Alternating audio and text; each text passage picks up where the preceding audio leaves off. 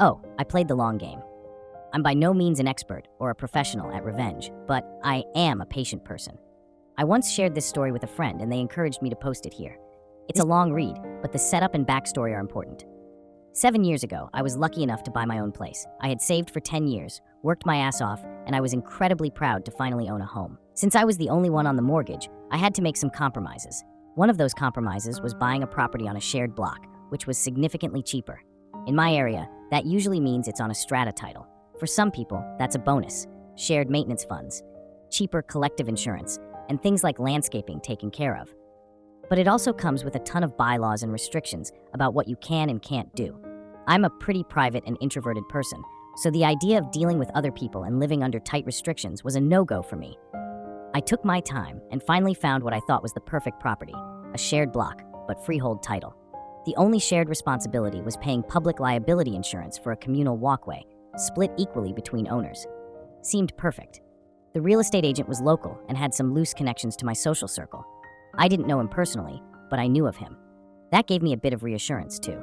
5 months after moving in, I got a knock at the door. It was the landlord of the property next to mine, wanting to talk about insurance.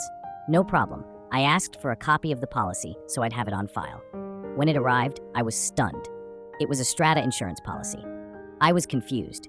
After a lot of back and forth, it turned out the property wasn't freehold at all. It was strata title. I immediately called my lawyer, the same one who handled the conveyancing. He was just as shocked.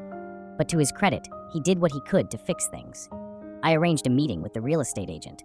I brought printed copies of the original property ads stating it was freehold. I even had emails between the agent and my lawyer confirming the freehold status.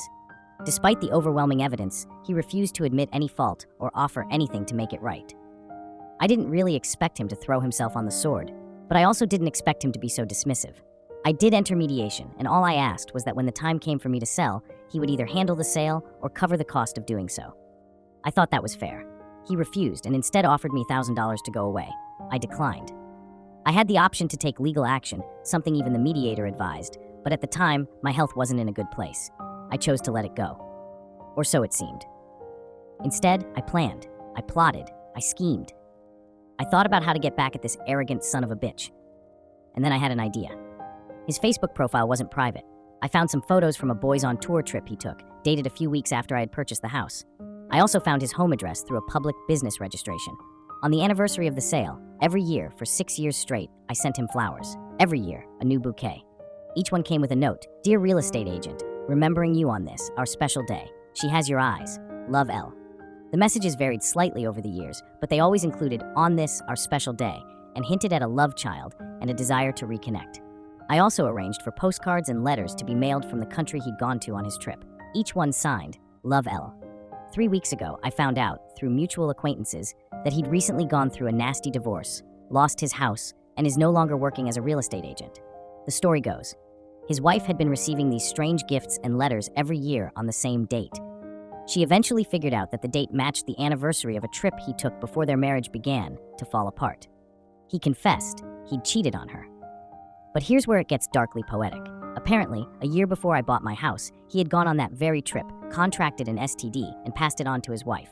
Somehow, he managed to convince her that it wasn't from him. But when my anonymous messages started arriving, she finally connected the dots.